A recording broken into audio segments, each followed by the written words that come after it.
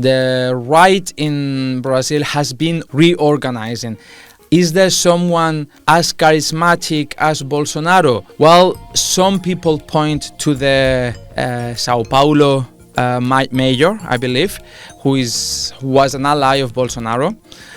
Some people point to one of Bolsonaro's son, which is both of them are in politics, but it is not clear. It is not clear yet if they can manage to organize a movement strong enough as Bolsonaro did to have a political opposition to Lula. You're listening to In the Newsroom, and I'm Ezgi. In this podcast, we have conversations with colleagues and experts that go beyond the headlines. Last week on the show, we discussed Brazil as it hosted the COP30 climate talks. This week, the country is still in the headlines. Former President Jair Bolsonaro begins serving a 27-year prison sentence for attempting to overturn his election defeat in 2022. The 70-year-old leader was found guilty of trying to spark a military uprising to stop the transfer of power to his left-wing rival, Luiz Inácio Lula da Silva. Since August, Bolsonaro had been under house arrest over concerns he might flee the country. Those fears resurfaced after he was found tampering with his ankle monitor, leading to his immediate detention. In this episode, I speak with Luqman Nieto, executive producer at TRT Español, about how this unprecedented conviction came together and what Bolsonaro's imprisonment means for the country's political future.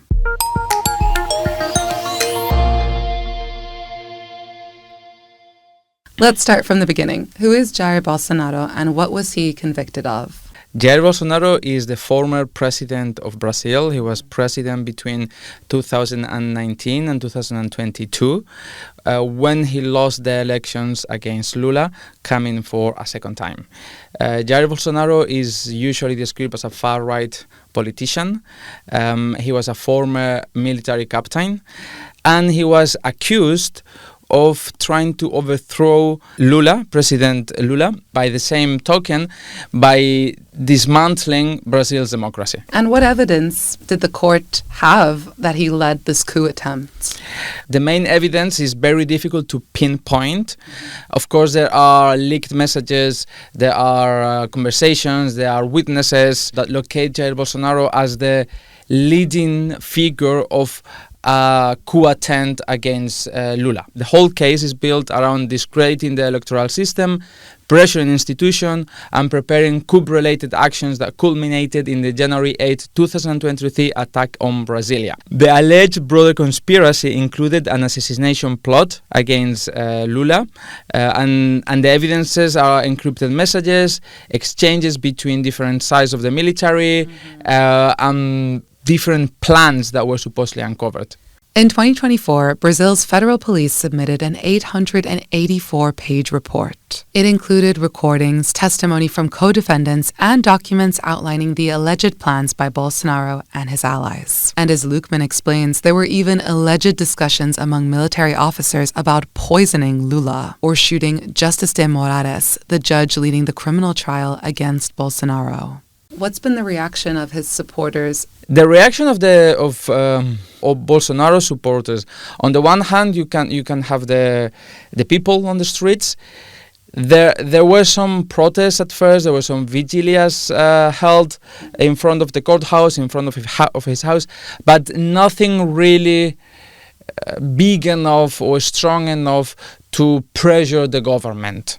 On the other side, you have the political allies, which the main thing they've been trying to do, led by Bolsonaro's two sons, which are both in politics, is to try to arrange a pardon for his supposed crimes. First, they were trying to fight the case in court.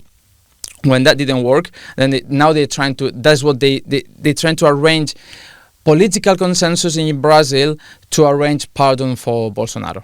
The investigation into Bolsonaro was triggered after January 8, 2023. Thousands of Bolsonaro supporters stormed Brazil's Congress, Supreme Court, and presidential palace in Brasilia. The mob was driven by false claims of electoral fraud after Bolsonaro lost to Lula. They sought to pressure the military into a coup and reinstate Bolsonaro. The incident resulted in mass arrests, injuries, and around $2 million in damages. It was also widely compared to the January 6 Capitol attack in the U.S. The January 8 riots was a protest movement led by the far right there in Brazil to try to overthrow the result of the previous elections that gave power to President Lula once again. They occupied several institutional government buildings, but it didn't come to more because the military did not back it. There is, of course, a lot of resemblance because between what happened in Brazil and the US with Trump. And it's because the political movement that Jair Bolsonaro leads, which is a coalition of different right and far-right parties, it's very aligned to MAGA movement in the United States. It's aligned because they have similar ideologies, it's aligned because they have similar policies, and it's aligned because they have similar interests, common interests between them and in the region, in the general region. So it is not a coincidence that these two things happened relatively close in time, relatively in similar circumstances, and relatively intending to do the same thing. Both failed, but Trump came back. Do you think that it's possible that Bolsonaro will come back then? It's highly improbable, but it's not impossible. Because yes, he has been convicted. Yes, he is supposed to start his prison sentence. But there is already a movement trying to arrange a pardon for him. And yes, he has been rendered unable to hold political office again. But depending on the pardon, he could do it again. And after being convicted, his popularity amongst the right rose. So it's highly improbable because the democratic institutions in Brazil are relatively strong, and the consensus against him on the High Court was 4-1, I believe. So it's improbable, but I wouldn't say it's impossible. And I mean, has anything like this ever happened before in Brazil? A former president being imprisoned for a coup attempt? Not for a coup attempt. As far as I know, and I think it's history, no president has been imprisoned by a coup attempt, but yes, they have been imprisoned by other charges. For example, corruption. Amongst them, Lula. Lula was imprisoned for more than 500 days, accused of corruption, accused by Bolsonaro.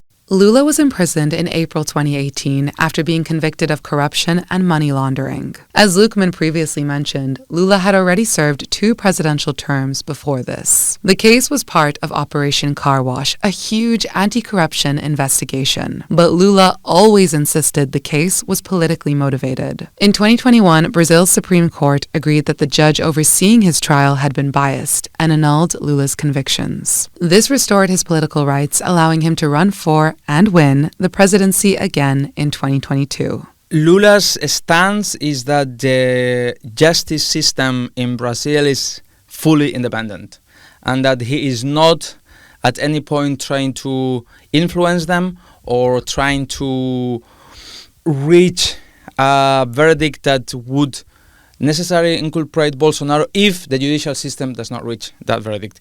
So the main argument that Lula has had throughout this time, and the main argument in the civil society in Brazil, is that he's not influencing the case, that the judicial system is independent, that an element for a strong democracy is an independent judiciary system, and that he is not involved in the case, and that he would accept any verdict that the court will give. There are sectors and there are different parties in Brazil who do not see it that way. They believe this case against Bolsonaro is a witch hunt. They believe it's politically motivated. They believe it's almost a revenge of Lula against Bolsonaro. So it has not that narrative has somehow hold in the larger population in Brazil, but because the larger population in Brazil, at least a big part of it is aligned with Lula. Maybe did not fully supporting him, and support goes and comes back sometimes, but it is aligned with what Lula represents. More, human approach to politics. But of course, it's Bolsonaro's party and supporters would not accept it.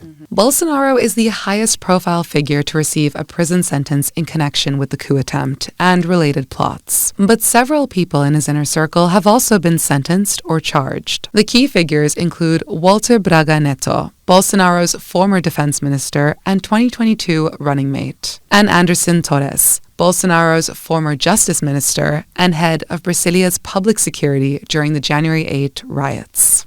A coup attempt is never a one-man show. It's impossible. If anyone would attempt it, it would be crazy. So those who have been convicted are some of his ministers and some military chiefs. They were all accused of having participated in organizing the coup in one manner or the other, either because they were military, so they were supposed to gather the military to stand behind Bolsonaro, or to lead the protest, or to lead certain conspiracies in order to achieve the coup. So I read that Bolsonaro is being held at a federal police headquarters. Why is that? So actually, first, he was not supposed to be in arrest because the processes in court had not finished yet. There were still appeals going. But the main judge put him under house arrest and put certain limitation to his communications because they believed there was a risk of leaving the country. So he was first put into house arrest while the case was going on. But there were some breaches of that house arrest. For example, he was not allowed to have communications with people outside his family or with his supporters, etc., etc. This is the time when Trump actually sent a letter asking Lula and asking the judicial system not to continue the case against Bolsonaro, because he was at risk of flying, of leaving the country, of trying to flee the country. He was put under house arrest during the court case. Then, and this was fairly recently, he tried to mess with his electronic bracelet. His ankle monitor, right. Yes. He alleged that he had taken some medicines and that he had a psychotic breakdown and that he was not aware of what he was trying to do. However, because of that, before his sentences was supposed to start, he was put in a federal police headquarters. I would think that a person of such a high profile would try to probably leave to the United States if he had a chance, as has happened before. Right, so what is the US's involvement in all of this? Why does Trump care what happens to Bolsonaro? It is a regional dynamic. It is not only to do with Brazil per se. Trump and the Trump administration are trying to help those they consider their allies. I thought he was a good president of Brazil, and it's very surprising that could happen. That's very much like they tried to do with me, but they didn't get away with it at all. But I can only say this. I knew him as president of Brazil. He was a good man, and I don't see that happening. The U.S. is trying to reshape their relationship with Latin America in general to be more in their current administration interests. So that means having governments which are more far-right leaning, that are generally more ideologically aligned to the U.S., to the current administration, to the U.S. Also, for example, in the case of Argentina, that whose economic prospects fit very well into the U.S. broader interest in the region. In this, we cannot forget Venezuela. One of the main reasons why the Trump administration is so adamant against Venezuela is because they stand for something completely different, at least ideologically, to what the U.S. stands for. And this is Marco Rubio's own words. He said it himself, Venezuela, Cuba, and Nicaragua are enemies of humanity, and he's in a declared crusade against communism in Latin America. So we need to understand the U.S. support for Brazil in these lines. We cannot forget that Brazil is the largest economy in Latin America. Brazil has a very big commerce with the U.S., and that the U.S. actually benefits a lot from that. In the regional aspect, for the U.S. to have a president and a government which is aligned to the U.S. interest in the region, in Brazil, which is the largest country and the largest democracy in Latin America in general, it's very important. And Lula has not been willing to subdue Brazil policies to the interest of the U.S. That's why they had this conflict over the past few months, and the U.S. put huge tariffs in Brazil. I think some products were 50%, some products were threatened at least to be 100%, and those tariffs were related to Bolsonaro's case. So the U.S. was trying to pressure Lula and his government and the judicial system not to pursue the case against Bolsonaro. How do you think his imprisonment will shift the landscape of Brazil's far right and now this vacuum in leadership that it has? Bolsonaro's prison sentence, I think, is 27 years. And unless his supporters managed to arrange a pardon for him, it's very complicated to think that he would ever be able to run again. Probably after a few years, they will allow him to be in house arrest because of age and so on and so forth. The man is 70, so in 27 years, he's going to be pushing 100. Yeah, it's very difficult that he would ever be able to run again, unless something dramatically changes in the landscape. But this was known. I mean, this is not like it started today when he's going to prison. This was known at least a couple of years ago, that it was very difficult for this to happen. So the right in Brazil has been reorganizing. Is there someone as charismatic as Bolsonaro? Well, some people point to the Sao Paulo mayor, I believe, who was an ally of Bolsonaro. Some people point to one of Bolsonaro's son, which is both of them are in politics, but it is not clear. It is not clear yet if they can manage to organize a movement strong enough as Bolsonaro did to have a political opposition to Lula. But definitely, the region generally is moving towards more right-leaning governments. And that means that there will be regional support for a more right-leaning government.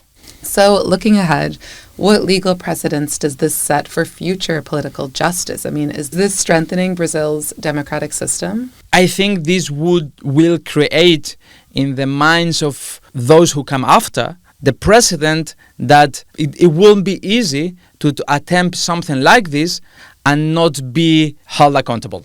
But that does not mean that there will not be other forms, other attempts to overthrow or to change the current system. Well, thank you so much for being on the show, Luqman. Pleasure. I really appreciate the insights. Pleasure. My pleasure. Thank you so much for having me. For now, Bolsonaro will serve his sentence at federal police headquarters in Brasilia. Outside the facility, his supporters continue to protest, calling the conviction politically motivated. As Luqman says, we can expect some demonstrations in the coming days, but they're unlikely to change the situation as Brazil's government remains strong and the judiciary independent. The only real path to altering Bolsonaro's sentence would be a political pardon, but that would require approval through Congress and the president, a process that could take significant time. Meanwhile, prosecutors maintain that the evidence was overwhelming and that no one, not even a former president, is above the law. Thanks for tuning in. Until next time, I'm Ezgi, and this was In the Newsroom. This was a TRT World podcast production. This episode for In the Newsroom was produced by me, Ezgi and was edited by Nasrullah Yilmaz. Executive producer, Nasra Omar Bwana. Our production team also includes Afzal Ahmed, Khaled Selim, and Ahmed Ziya Gumus. Thanks for listening.